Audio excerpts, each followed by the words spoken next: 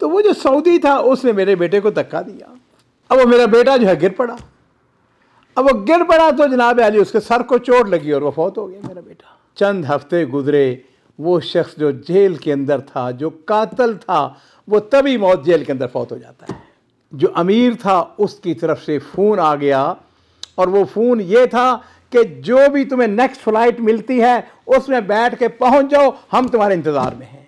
अस्सलामु अलैकुम वरहमतुल्लाहि वबरकातुहू। बिस्मिल्लाह वस्सलातु वस्सलामु अला रसूलिल्लाह। मुअज़्ज़ज़ नाज़रीन इकराम, आज का जो किस्सा और वाक़या है, मैं समझता हूँ कि इसको सुनने के बाद बहुत सारा लोगों के अंदर फ़ायदा भी होगा, तब्दीली भी आएगी और लोग कुछ सोचने और समझने पर मजबूर हो जाएंगे। अजीज़, इस किस्से के जो रावी हैं वो अबू मुबारक, वो कहते हैं कि मैं सऊदी अरब में मुख्तलिफ़ गवर्नमेंट डिपार्टमेंट्स के अंदर एज ए कंसल्टेंट काम करता था, फैमिली कंसल्टेंट। फैमिली के अंदर कोई मामला, कोई झगड़े, कोई इख्तलाफ होना, तो मैं उनके अंदर मुदाखलत करना, उनको जाकर समझाना, उनको मशवरा देना। खैर, कहता है कि मैंने मास्टर किया हुआ था और पीएचडी के लिए मैंने मिस्र का रुख किया।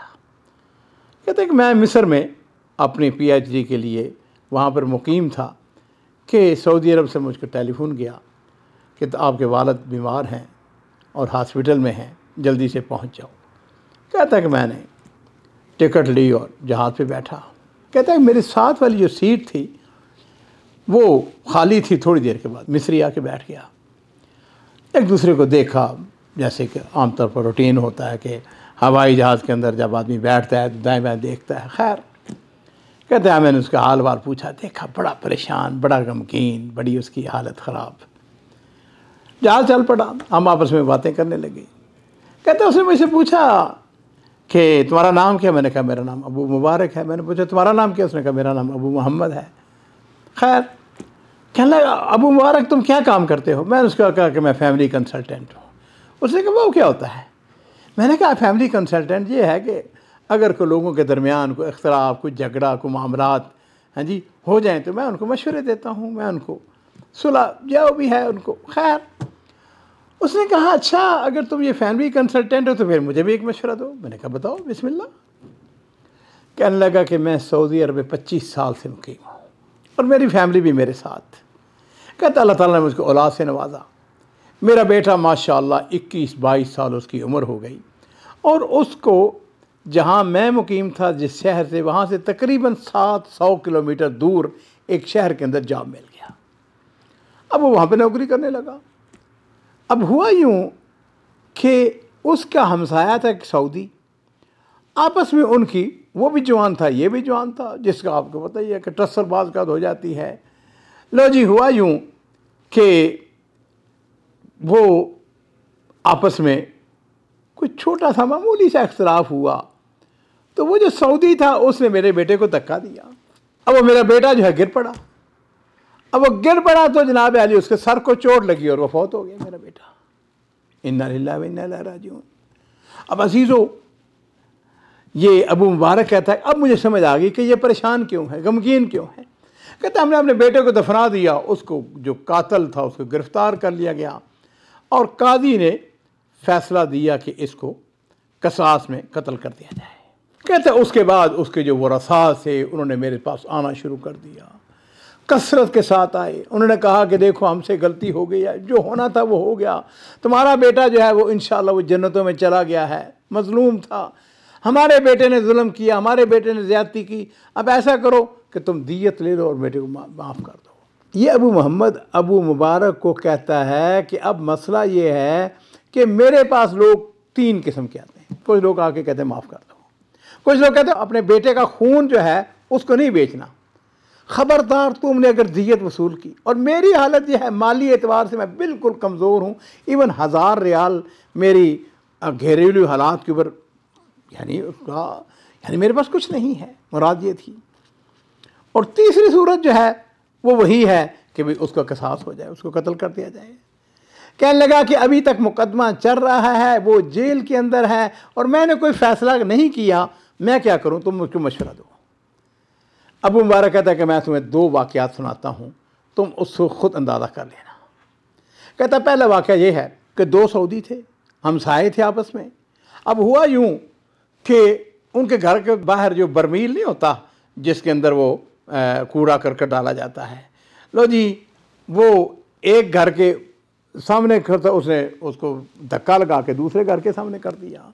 उसने देखा, ओए मेरे घर के सामने ये बर्मील, ये किसने किया है? उसने उसके घर के सामने कर दिया। लो जी आपस में कशमकश।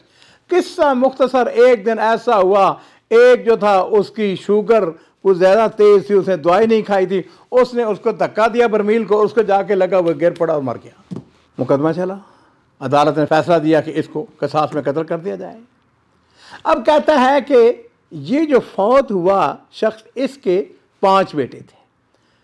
अब बड़ा बेटा जो है उसके पास लोग गए, उन्होंने जाकर कहा देखो बात सुनो, तुम्हारा बाप जो है फौत हो गया है, तुम 5 भाई हो, ऐसा है कि हयात हम तुम्हारी तनख्वाह लगा देते हैं, मरने के बाद भी यह है कि पेंशन उनकी, तुम्हारी जो है ना औलादें, उनको मिलती रहेगी, तुम्हारे बाप के नाम की मस्जिद बनाते हैं, तुम्हारा मेडिकल हर चीज़, और उसके साथ तुम्हें विला बना के देते हैं।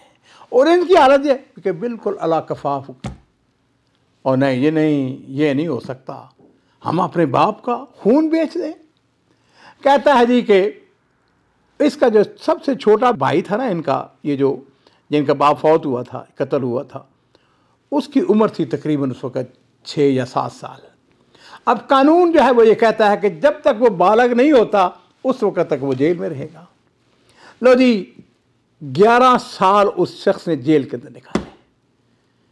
अब जिस वक़्त वो 16-17 साल का हो गया, सबसे छोटा उनका भाई, हाँ जी, एक दफ़ा फिर वो कहता है कि मैं उन लोगों में शामिल था जो उनके घर गए, जाके उनको समझाया कि भाई दियत ले लो, उसको माफ़ कर दो, 11 साल से वह जेल के अंदर है। नहीं। लो जी अब कज़िया यही हुआ कि उसको कत्ल किया जाएगा, यानी क़सास के अंदर उसको कत्ल किया जाएगा। खैर कहता है कि चंद हफ्ते गुजरे, वो शख्स जो जेल के अंदर था, जो कातिल था, वो तभी मौत जेल के अंदर फौत हो जाता है। अब ना तो वो कत्ल हुआ, ना उसको दियत मिली, और ना इन्होंने माफ़ किया। और दूसरा अजीज़ो मुख्तसर करते हुए दूसरा वाक़या जो है वो ये है कि एक नौजवान मिस्री था सऊदी अरब के अंदर, वो गाड़ी चला रहा था और गाड़ी उसकी जो थी फुल इंश्योर्ड थी, एक्सीडेंट हुआ, फौत हो गया। अच्छा, इंश्योरेंस कंपनी वालों ने कहा कि जी चूँकि ये फुल इंश्योर्ड थी लिहाजा हम इसकी दियत देते हैं, इसको पैसा देते हैं। कुछ लोग आए, उन्होंने कहा ना ना ना ना ना, ये हराम है, ये जायज़ नहीं है, ये इंश्योरेंस जो है लिहाजा पैसा ना लेना। कुछ लोग उनके पास गए, उन्होंने कहा देखो बात सुनो, ये इंश्योरेंस कंपनी है, इनको क्या फ़र्क पड़ता है, तुम माली हालत तुम्हारी कमज़ोर है, तुम इनसे पैसा लो, ख़ुद भी फ़ायदा उठा सकते हो और उम्मत मुसलमान को भी फ़ायदा उठा सकते हो। उन्होंने उनकी बात को मान लिया, उन्होंने क्या किया, उन्होंने पैसा ले लिया, मस्जिद बनाई अपने बाप के नाम से, ताफ़ीज़ुल कुरान का। वो मस्जिद जो है ऑफकोर्स एक मेंबर बन जाती है, दावत का मेंबर बन जाती है। ख़ुद भी उन्होंने इस्तेफ़ादा किया। क्या लगा, मैंने तुम्हें ये 2 वाक़यात सुनाए हैं, तुम्हारी मर्ज़ी है। कहता इतनी देर में रियाद आ गया। खैर वो मुझे कहने लगा कि मैं तुम्हारे घर कोई वक्त गुजारना चाहता हूँ। मैंने कहा नहीं भाई, मेरे वालिद साहब बीमार हैं, मैं तो सीधा हॉस्पिटल जा रहा हूँ, जब मेरे वालिद ठीक हो गए तो फिर मेरे पास आ जाना। नाज़रीन किराम, इसको मुख्तसर करते हुए उसके वालिद अल्हम्दुलिल्लाह उनको अल्लाह ताला ने सेहत दी, घर आ गए। उसने उसको रब्ता किया, उसने कहा आ जाओ, फिर आ जाओ। अब फिर दोबारा कशमकश कि उसको वो जो सऊदी जेल के अंदर उसका क्या किया जाए, जो इसके बेटे का कातिल है। कहने लगा मैं तुम्हें एक बात सुनाता हूँ, मेरा तुमको मशवरा ये है कि तुम उसको माफ़ कर दो। अजीज़ो, सूरह शूरा के अंदर अल्लाह ताला कुरान पाक के अंदर इरशाद फरमाते हैं, फमन अफ़ा व अस्लहा फ़अज्रुहु अलल्लाह, कि जो शख्स माफ़ कर दे, इस्लाह कर ले, तो उसका सवाब जो है वो अल्लाह के ज़िम्मे है। अब हुआ यूँ कि ये शख्स जो मिस्री था, इसने अबू मुबारक को कहा दोनों बात सुनो, मैंने तुम्हारी गुफ्तगू सुनने के बाद मैं इस नतीजे पे पहुंचा हूं कि मैं अपने बेटे के कातिल को माफ़ कर दूंगा, लेकिन एक शर्त है, और वो शर्त यह है कि जो अमीर मंतका है मैं उसके सामने उस जो माफ़ीनामा है उसके ऊपर दस्तखत करूँगा।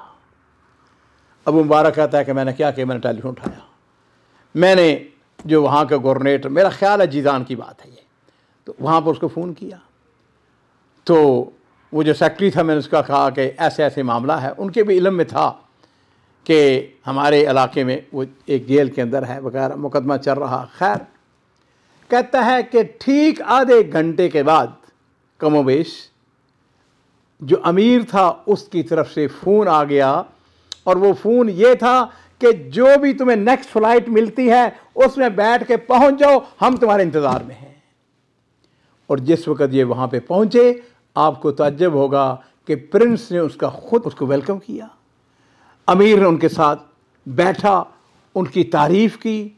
उन्होंने जो बातें, यानी उन्होंने कहा जी हम कोई मुआवजा नहीं लेना चाहते। उनको भी बुला लिया गया, कुछ नहीं लिया, अल्लाह के लिए उनको माफ़ कर दिया। और अमीर का जो रवैया था वो ये था कि तुम हमारे बेटों की तरह हो, तुमने एक शख्स को माफ़ किया है। लेकिन इस बात को समझ लीजिए, हमारे यहाँ बाज़ औक़ात मामूली बातों के ऊपर लड़ाई झगड़ा कत्लो गारत बर्दाश्त ही नहीं है। और मेरे माँ बाप कुर्बान हो, नबी करीम सल्लल्लाहु अलैहि वसल्लम ने सहाबी से कहा था ना, ला तकज़ब ला तकज़ब ला तकज़ब। कोशिश करें कि जैसे भी हो अपने गुस्से के ऊपर काबू पाएं। वल काज़िमीन अल गैज़ वल आफ़ीना अनिन नास, गुस्से के ऊपर काबू पाने वाले और लोगों को माफ़ करने वाले। वल्लाहु युहिब्बुल मुहसिनीन, अल्लाह ताला जो मोहसिन हैं, जो एहसान करने वाले हैं, उनको पसंद फरमाते हैं।